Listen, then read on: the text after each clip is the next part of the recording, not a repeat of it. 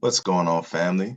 Welcome to another installment of Black Wealth Wednesdays, bringing you strategies, information, and expertise to help create generational Black wealth and break the cycles. Today's episode is episode number 4, the real estate game. We're going to have a really awesome and impactful professional to join us today to give us the game on real estate and how we can use that as a tool to accrue wealth that we can leave to our families and change family trees forever. Before we get started, I want to give a bit of background on the real estate industry historically and present day so we can understand the landscape upon which we'll discuss today. So some of you all probably saw episode 1, where I pretty much was a solo venture for me. I laid down where we started from almost 1619, when the first Black people, first enslaved Africans, were brought to this country to present day, some of the policies and government mandates and practices which laid the foundation for the crazy wide racial wealth gap that we see today. Some of those things included when the FHA loan, Federal Housing Administration loans, first went into effect. They were not available for Black and brown families, at least only at a fraction of what they're available for white families. When the Veterans Administration, the VA loan, when that came out, with tons and tons of Black soldiers were in the military and could have potentially benefited from that and use it to get a home and start to accrue that equity and wealth, we were blocked from that. Many of the New Deal programs we were blocked from.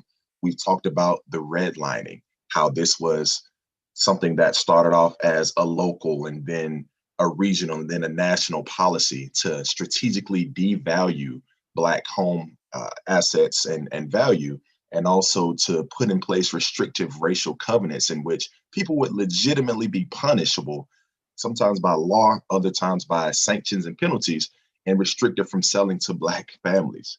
Even if a white family wanted to, even if an ally wanted to partner, they would have been restricted from doing so. So that's the historical landscape. But all that's so long ago, right? Where are we at in present day?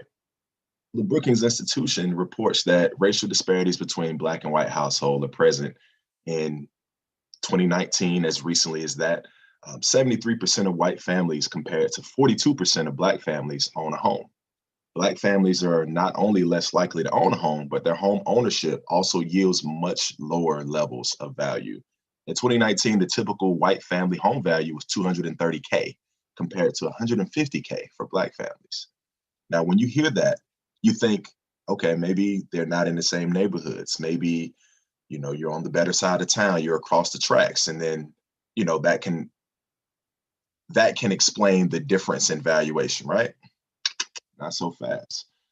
Typically, in cases that have been cited across the country, a Black family will have their valuation of their home, even if in a quote unquote white neighborhood or well-to-do area, they will have that value lowered as soon as the appraiser finds out it is a Black home. Such things as having family photos of yourself, having other ethnic or cultural artifacts, anything that signifies Blackness will trigger a lower valuation. There are tons and tons of examples of this. We'll make sure we post some links to this in the video. But similarly, the $30.8 trillion in total real estate assets that was reported in the second quarter of 2020, only about 5% of that is owned by Black households. So about 1.6 trillion. 23.9 trillion is owned by white households.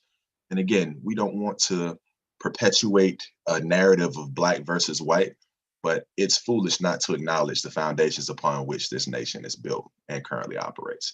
So with that being said, allow me to introduce today's wonderful expert.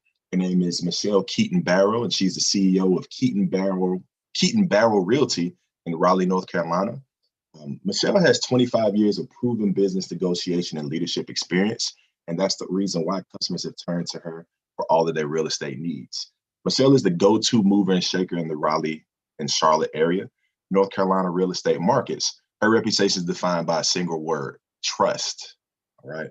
Michelle's knowledge of current market trends, neighborhood statistics, and vital insurance info, in conjunction with vast business community relationships, positions her as the authority in Raleigh and Charlotte real estate communities. So without further ado, let me go ahead and bring in Miss Michelle Keaton-Barrow. All right. Hello, good afternoon, Michelle. How are you doing, ma'am? I'm fantastic. How are you doing today? I'm really good. We thank you so much for joining us. I just told the people a bit about you and your impeccable reputation over spanning more than 2 decades. But if you'd like to say a few words about your business and who you are, just I want to invite you to share that briefly with us. Okay, absolutely. Greetings, everyone. My name is Michelle Keaton-Barrow. I'm the CEO of Keaton-Barrow Realty. We have offices in Raleigh and in Charlotte, North Carolina. So we have multi-locations. We've been in business for 30 years, and we represent clients in both buying and selling commercial and residential real estate. And our tagline is that we are legacy creators. Ooh, ooh. So I wonder what brought you on the show today. Probably some smart show host thinking that, hey, this lady is perfect. Anyway, let me not gas myself up.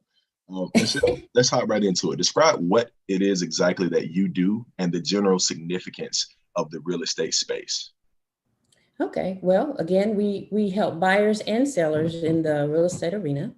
So Mhm. as far as buyers, we are a hands-on boutique firm. We're in a couple of different places, but we're hands-on with our clients. So first-time home buyers, we make sure that they have all the appropriate information that they need. Some buyers we work with for 2 weeks, some we have to work with for 2 years. We also list properties if people are looking to sell their home, which we'll probably get into that a little bit deeper about creating that generational wealth. We do that as Absolutely. well. And then we also help business owners. I'm a strong proponent that if you have a business, if it's at all possible, if you can own the real estate that you're running your business out of, Mm, that's very important. For instance, if you own a restaurant, you don't want somebody to tell your lease is up when you've been rolling in the dough in the same spot. You want to make sure that you own it. So we do the full gamut as far as helping buyers and sellers in residential and commercial real estate. okay, excellent. I love that piece about the business owners. I don't remember who I heard that from recently, but that's a major key that I'm sure not a lot of people think about because a lot of small businesses, especially, they're just happy to be able to secure retail space. So they Mm. start operating out of it. And then it's just several levels to the game of understanding, hey, I need to own this asset as well. So I'm glad you mentioned that. Michelle, tell us about your current perspective or your current knowledge on the level of Black involvement within the real estate industry. Like, what does that landscape look like for us? Now, do you mean there's a lot of moving parts there? So, you could mean, what are the number of real estate agents that I see that have real estate companies? That's up. I'm glad to see that. A lot of companies are, I'm like this. I've been in business for 30 years. If you're starting a real estate company, call me and I'm going to make sure you stay in business to the best of my ability. I am seeing more people of color purchasing. They actually are. The news may say that they're not, but they are. They are. So just like with it, that's outside of the subject matter that we have today. But I read yesterday that there's also more African American people that are investing in the stock market. Last I I, was I know glad to that's a see passion that. of yours. Yeah. So I meet and greet a lot of people. Some of the people that I work with, I may not realize any money from it, but we have a wonderful conversation. So there's many people that I've met that have a couple hundred real estate properties. They have apartment buildings. They just don't talk about it. So it's very good. I'm seeing lots and lots of younger people deciding to make that first purchase in their 20s, and that's outstanding right there. So that gives them an opportunity. Again, we'll get to it a little bit later to create that wealth in their family, creating that Gotcha. legacy. So I'm seeing a lot of activity, and I'm really proud to see that. Okay. And I know just from our conversations, Michelle, I know that you're the type of person you are intentional with who you surround yourself with. And I know that a lot of professionals of color, namely Black professionals, they seek to find that community within whatever their space is. And sometimes that can insulate us a little bit from the larger the larger situation that we find ourselves in. So I take all that to mean I know the Raleigh, Charlotte area pretty well. And I know that's a pretty strong and thriving Black community in both of those cities. As far as the whole of real estate, would you say that well represented? We can talk about on the real estate investor or agent side, and also as far as the people who are owning and making these power moves as a whole. Do you think there's pretty equal representation or no? It's pretty good representation. Mhm. That's good. And what's interesting is that, it's an old adage, of the you could be sitting beside a millionaire and you just don't know. And I've had some people come to me that have a large portfolio of a residential and commercial real estate, and other people just don't know, and they are people of color. Mm, It's okay, outstanding, really great. So that's good. that's encouraging. Yeah, I have this thing about enlightening, encouraging, and empowering people. So if you enlighten people, number one, if you know that somebody else can do it, you can do it yourself. you that's know true. yeah, so that's, you should always know and believe in your own self, right? But to see that somebody else has done, you're like, okay, I'm pretty sure I can do it too. Exactly. And it's something that it speaks to the amount of wealth within the industry. Before I brought you on, I shared the statistics from the Brookings Institution. They talked about the total value of the real estate market in the US is somewhere in the neighborhood of $30 trillion. Mhm. And Black people have 1.6 trillion. And that sounds like a whole lot until you realize that there's a lot more money left on the table. So that's actually only about 5% of the wealth. But even that, so even 1 to 2% more that we can creep up, to your point, that you can see more people making those moves. You hear about, hey, the increase in rates is huge, but it's just so much money on the table. And that's what gets a lot of people excited about real estate. I think you've already started to pave the way to my next question, but I want to talk about some of the biggest reasons Black people should get involved with real estate. We talked about, this is a vehicle for generational wealth. Let's unpack that a bit. How can we really use real estate in terms of creating lasting legacies and wealth for our families and generations to come? Okay. First of all, as a people, we're having to catch up, you know, because the others, we'll just refer to them as politely as the entitled. They have been inheriting money. You see how I did that? See how I did that? Yeah, You I smart. love it. I love it. Okay. Ooh, girl, All right. you Okay. politically So, sound. so they have inherited their real estate from, 400 years ago, whereas that's the land that our ancestors were toiling, right? So unfortunately, we are behind, but we're catching up. We're catching up soon. So I'm sorry, I got a little bit off a little bit in my train of thought because I kind of get slightly angry. I have to be honest. So what was it you said again? I'm saying let's talk about. No, you're good. I help you stay centered. So just talking about some of the ways in which specifics we can use real estate to create that generational wealth. To your point, that we're so far behind in the race, engineered to be that way, of Yeah, course. absolutely correct. You've got to, I do see instances where a lot of people inherit real estate, hang on to it, evaluate it, don't immediately just sell it and give it away. Okay. Hmm. Please stop that. Then number two, buy your own property. Start, so the youngest person I've ever sold a house to, he was 19 years old. Believe it or not, he was 19 years old. And he went on to get married, buy several properties, and become a real estate investor. So see, he will have the equity on the first properties that he purchased. He can leverage that to buy additional properties. I think it's also important that we encourage each other to go ahead and buy those first properties, and then sit down. If you feel like perhaps you can't buy your first investment property together, get your little small group together, get 5 people together. I've got, come up with your down payment, buy a quadruplex, but of course go in and work with a professional real estate agent.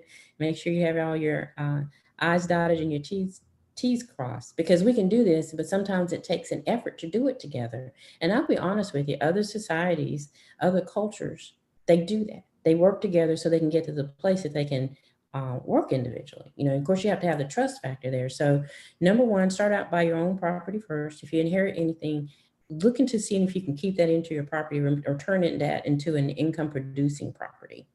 Number three, when you get ready to invest, if you can't do it yourself, and actually you probably can because interest rates are so low, it's just information is key and you need to know everything. Do it with a group of people. I've seen so many people do that. Get in, not, you don't have to necessarily stick together forever, but have an in and out. 5 of you can buy a quadruplex and keep it for 5 years and agree that at the end of the 5 years you sell it and split the equity. You went in with a little, you come out with a lot. Yes, ma'am. So, Michelle, talking from my personal experience, I see, and a lot of people probably can agree with me here. When you're on social media these days, if anyone watching the show is likely focused on and concerned with trying to build wealth, trying to uplift themselves or people that look like them. So there's a lot of pages out there, a lot of posts and memes that talk about, oh, here's a little hack to the real estate industry, how to get a $400,000 property with nothing down, or how to, look during the tax foreclosed property. So this information honestly seems so esoteric. It's so like you have to know somebody to know somebody to get the info. I'm not going to say it's the good old boy network, even though we know that's always in play in whatever industry you find yourself. But how can the average person access this information? Who should we turn to? Okay, there's a lot of information on the internet. Okay, some of it's true and accurate, and some of it's not.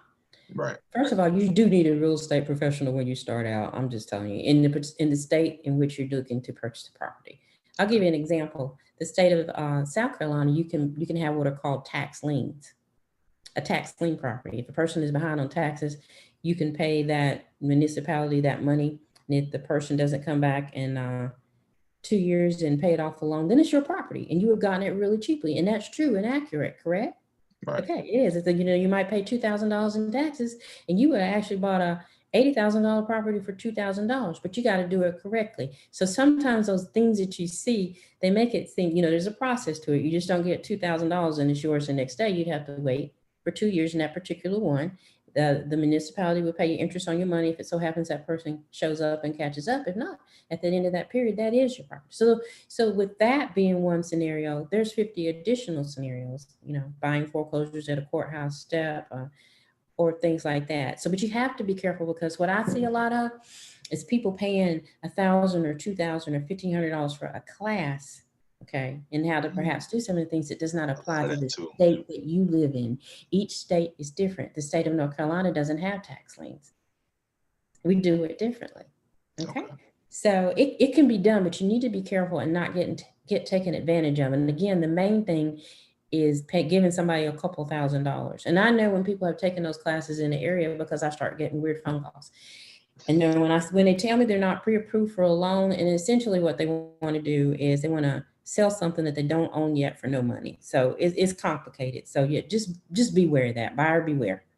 I've seen that too, where people talk about, oh, you put an intent to sell or something like that, and you sell it you find a buyer for it, and then basically you just sold something that you never had to pay. A lot of, again, there's a lot of, to your point, people out here, it's good to have your Google PhD, but you need to realize that's from Google University. It's not from anywhere accredited. You're not working with a real professional.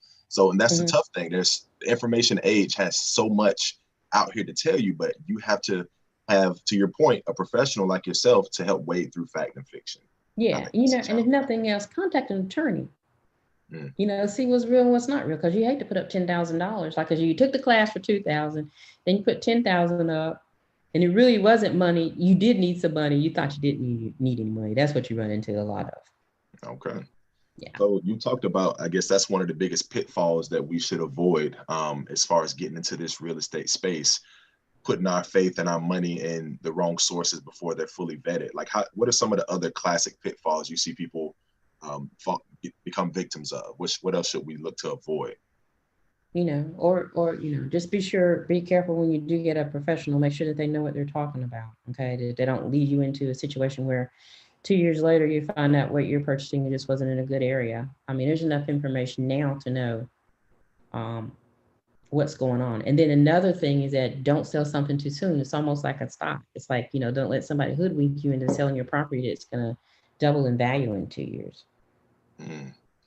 Thinking about that, what's your view on gentrification? Like, how does that happen? Do you see that in the Raleigh, Charlotte areas, and in general? I'm just interested to find out from a professional with the experience that you have, what does that look like out on the front lines? Like, how does gentrification happen? What can we do to either use that as a tool of our own or to prevent ourselves from falling victim to it? Okay. That you hit it dead on the head, because I said that a few minutes ago, is that first of all, if you inherit a property or you live in an area that you think is going to be gentrified, make sure you if you're going to have to sell or you think you're going to sell, maximize your property. Don't give your property away. We cannot stop gentrification, because also in gentrification areas, it could also be a non-African American area. So gentrification runs into economics with me, because you could have, I had to use choice words, but gentrification can happen anywhere. So like I said, know what's going on in your area. Number two, if you want to stay there, it would probably behoove you, if at all possible, bring your property up to date. one of the reasons that gentrification happens, or people feel like certain people are getting taken advantage of, is I heard a builder give a proper example of a home. So let's just say this home, you inherited a house and it's been sitting there for 60 years, but it still has 60-year-old plumbing, 60-year-old electrical, right? Even if you replace the roof and certain things, you need to bring, in order to get 2021 prices, you're going to need to bring everything in that house up to 2021 and then, standards. So unfortunately, whoever lives in that house or inherited that house sometimes doesn't have enough money. So it's kind of like a case by case situation. I don't think you can, you have to buy back the block, as they say, to stop gentrification. It's plain and simple. If you are strong enough and you're in the area where you see that's happening in your area, well, you be the investor, you buy the property. So that's a really good point. There's someone I specifically on Instagram right now, I can't remember the name, but there's somebody that has an initiative called Buy the Block. So when Mhm. I think about that, right, Michelle, I'm thinking, okay, let's just say you got a rogue group of like 10 to 20 friends who, let's say they're from the hood, quote unquote, right? And they see the devaluation. I'm actually from a place like that, Macon, Georgia, right? It's almost stagnant. So I'm always thinking of ways, how can I personally go and, let's say, revitalize the place? But to me, from my knowledge, my current level of knowledge, is it not enough to be able to buy and renovate homes and everything? You have to be able to bring jobs and resources and a Whole Food store and a Starbucks. That's some of the classic hallmarks of gentrification. I know it. It's like you bring resources to a community that needs it. And the bad part about gentrification is that they don't bring it for the benefit of the people living there. They bring it and then kind of inflate everything to get those people out and then bring in their desired group or demographic of people. So how can Black people do that without having that full ecosystem of, hey, we're going to bring everything else that goes along with it to make the area attractive and thriving? Man, that's a deep, deep, I deep, was deep gonna say, question. as soon as I finish, I'm Because like, I might have gave it too much. it's almost like there's not an answer. And the main thing that people don't keep, you need to keep in mind with real estate. The big thing is location, location, location. So Mm-hmm. number one, not all areas are going to be gentrified in the sense that you said it, but you may have an area, it might not be that they'll bring the Whole Foods and everything to that, but that's just that it's a great area. Oh, I got a perfect example in North Carolina. It was a beach property that had been owned for generations by an African American family. You with me? Yeah. So it's not like they just wanted to, they eventually bought that land so they could put a subdivision on it, right? Because that was the best and highest use of it. So they had to decide, what do we do? Do we sell this? Because eventually, unfortunately, as generations come down, somebody's just going to want to sell it. It's not going to mean that much to them, But at least those people did maximize their money. I do know the attorney that helped them, so they were able to get quite a bit of money. But then that goes back to some of your future episodes you said you're going to have. When you get a large sum of money, you need to know what to do with it. It's not, don't spend it. Don't get a new car. Sit down, take your time, get a financial advisor, talk to your stockbroker. You can put all, I'm driving around a car right now. It's got a lot of miles on it. It's been paid for a few years. I really need a new car, but I think I can wait 6 more months. That's what I'm just saying is that, Yeah. I see a lot of people walk away with a lot of money. Mm-hmm. So have a plan to do that. So we kind of gotten off, I don't know how to exactly answer that question. You do want to buy the block back, but then bring in, if you buy the block back, then bring in the resources and stores that your people need. Mm-hmm. So it goes back to, we need to create our own stores. Shouldn't have to just go to Whole Foods. You should have, support our own clothing stores, support our own real estate agents with me, support our own attorneys. It's almost like the Black Wall Streets that we used to have. And so many of these places like Durham, North Carolina, and even Wilmington, North Carolina, that unfortunately, yes, we won't talk about that today, but they're not there anymore because, the others. But, we're getting there. We're doing better as a people. I, No. I do. I'm I, encouraged. I agree. And you and I talked about this offline. That's a whole nother series, a whole nother Yeah. struggle in and of itself. So I'm hoping that with our efforts and efforts around the country, like it's just going to converge and the planets align. But back strictly more so on the real estate. What are the best ways for the average person to make money in this industry? Right? We know that there's the HGTVs of the world, buying and selling, flip this house, all of these things. But the average person watching this maybe doesn't have that type of capital to go in, or maybe they don't have the knowledge that maybe you don't need all the capital. Here's the tips and tricks.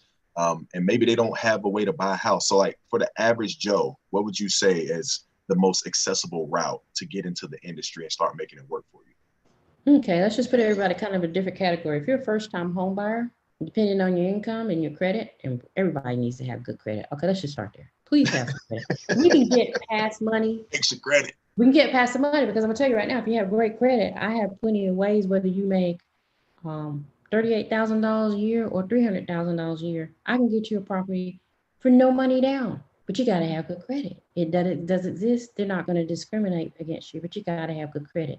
Mm-hmm. Okay, all right, that's number one. Number two, there are ways, like I just said, that you can get into a property perhaps with no money. Okay, so start out with that first property. You can get it. Now, let's just say you've been owning a house for 2 years. You're like, okay, Michelle, well, what do I do? I got it. By then, now I'm telling you, you should have saved a little bit of money. Mm-hmm. But then sometimes you may not. So need a lot of money. So again, I said earlier, do things with groups of people. Go to a bank and say, hey, we formed this LLC. You're strong, because then they're not looking at just one person being responsible for this loan. You're looking at 5 people.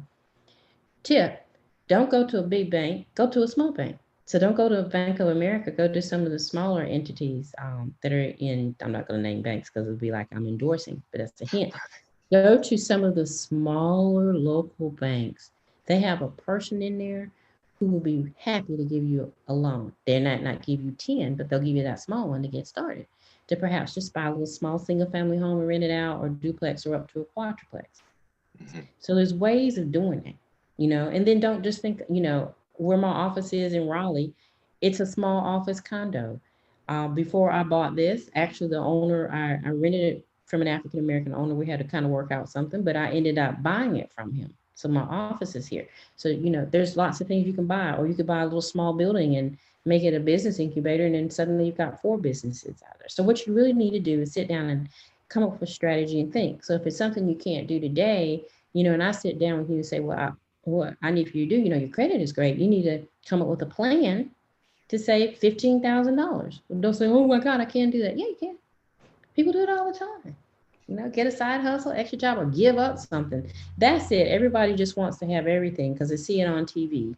Right. Wow, they got all this money. Well, you got to start somewhere. And then people, yes, can make money flipping properties, but you would have to probably go outside some of the areas where it's not glamorous. I'll just give you a quick example of an African American guy. This is what he does. He buys properties outside in little small towns where people can still get a farmer's home loan. Mm. Okay, and that's still in Mecklenburg County. It's still in Wake County. Just some of the smaller towns. So he'll go, and he has a good relationship with that agency, and he buys about 8 houses, flips about 8 houses a year. He walks the buyers through the program so they can buy the house. Now that program for a first-time home buyer is subsidized. So this actually it still exists. You don't need to be a farmer. That's just the name of it. It's in the USDA. So it could be for somebody who only makes $20,000 a year. If they're living in the country already making $20,000 a year, guess what they can do? Buy a house. Wow. So there's a lot of little things out there that, information is extraordinarily important when it comes to real estate. Yes. I always break it down for everybody. I'm like, well, if you don't make much money, are you willing to drive into where you work? Because if so, guess what? We've got this over here. And when I say subsidized, they're not giving them any money. They just work out their payments, so it's very small, and they're paying mostly principal. It's a whole other thing. But there's ways out there. Trust me. Okay. So all of this seems really dependent on who you can contact, who you happen to start working with, that foundation that's set. So how do you vet your real estate profession? How do you vet a Michelle Keaton-Barrow? How do you sort through and find the gems, and to really know that, hey, I'm working with somebody who knows what they're talking about, who's honest, and they're going to set me up for success? Because a lot of people, is just like picking a needle in a haystack. And I know plenty of people going to watch this and going to think, okay, this lady gets it, I'm going to work with her. But how does somebody find that trustworthy individual starting from scratch? Well, I'll be honest with you. Most of my business comes from past business. So I've established a track record. So I'm slightly different than other people. So, and I have been doing a long time. But, just ask the normal questions you would ask any other professional, how long have you been doing it? If it's a first time home buyer and you're going to need a lot of help, ask them if they have enough time to sit down and talk with them. What you don't want, it's kind of the opposite. And so if you have somebody that says, hey, just call my lender, get pre-approved, call me back when you get pre-approved, we'll go buy a house. That's not what you want. You don't want an individual who can sit down and tell you, ask these questions, are you going to be with me from the beginning of this process to the end? Are you going to be accessible? And then have you done the type of process that I need? So for instance, I had somebody call me the other day and say, do you work with veterans? I'm like, well, yeah. It's like, I'm like, I've done tons of those. So it's like each thing is kind of different. So, or sit down and say, look, are you going to be able to tell me each and every program that I qualify for? And if somebody just tells you only one thing, trust me, there's more than one way to skin a cat in real estate. Yeah. Okay. All right. Just things like that. And then, asking if they have lenders that you can prefer them to, what attorneys and things like that. And usually, if they don't start, a seasoned agent will answer all those questions pretty quickly. Okay. So, man, Michelle, you're giving me so much. You just dropping the gems today. If there's anything else that we haven't covered, I want you to tell the people, what do you want them to do, or what can they do today to get into real estate in whatever way to start using it to make money? Like, what are the immediate action steps? Like, go do these 1 to 2 to 3 things. Okay. If you need to work on your credit, get over it. Just go work on it. I mean, I know people. I've had clients. I had clients that make $1 million. I'm not joking. They make $1 million a year and have subpar credit scores and had to work on it. Okay. Yikes. It's not about money. And then I've had somebody who would only make $30,000 a year and they have an 800 credit score. Okay. Wow. Just get your credit together. And then if at all possible, just start saving. If you can save $25 a month, $50 a month, save it. Get a plan together, whether it's your first house or if you want to start investing. And please get a will. No, that's outside of what I said. Have a will and set a date. Yeah, it's a play on words. Have a will. You have to will yourself into do this. But have a will, because I'm going to tell you why. Because it gives you a purpose for everything that you're working for, right? So if you sit down and say, I am leaving this house to my child, or if you're not married, I'm leaving it to my brother. Have a purpose and a reason for doing all this, not just making money. It'll make it otherworldly, and the universe will work for you and things will fall in your lap. I'm telling you. So have a will, because I'm telling you, all the others entities, they have wills. Okay. Because I closed on a property yesterday. It was tough for me. It was somebody, when you die without a will, it's called intestate. Fortunately, we kept it together, and a little volatile there, but the family, they got together and they got their money yesterday. But that person didn't have a will. And it would have been so much easier if they did have a will. Think of, this is like, if you buy your first house and you have children, think about the stability that child is going to have. It's going to be life-changing for that child going through school. My sister and I were talking about that one day, because we didn't think about it. Our family has always, we have generational real estate. Nice. When I went to school, from elementary school to even now, we still own my mother's house. We still own the grandparents' house. You see what I'm saying? I we never got evicted or anything because we rented. We've always had real estate. So think about that. Because we always know there's still a house there if anything fell out, and we have a place to live. So that's encouraging. So I encourage our people to keep it together with real estate, with everything, and not be so intent for the now, but for the future, because you'll make your own future better. If you own your own property, you don't want to be 75 years old and they're putting you out because they don't want to rent to you anymore, because full circle, because your area is being gentrified. Ooh, there you go. I'm sorry, I had to throw that in. That little seed, a little cherry on top. I love that. Yeah. I mean, it's a full circle thing. You do have to live in the now and today, but you do need to think about your future.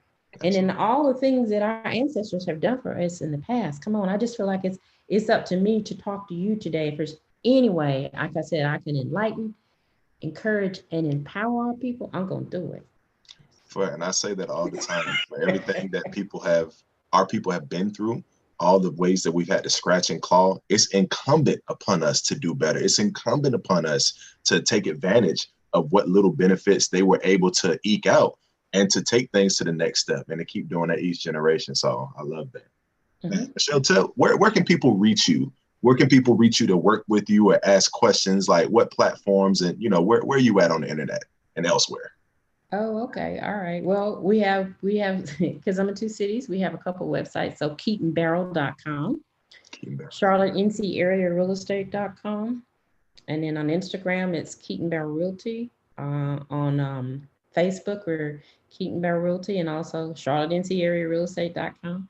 But you can catch me. You can just email me, Michelle at KeatonBarrowRealty.com, MICHELLE at KEATONBARROWREALTY.com. Just a habit. I had to say all that out.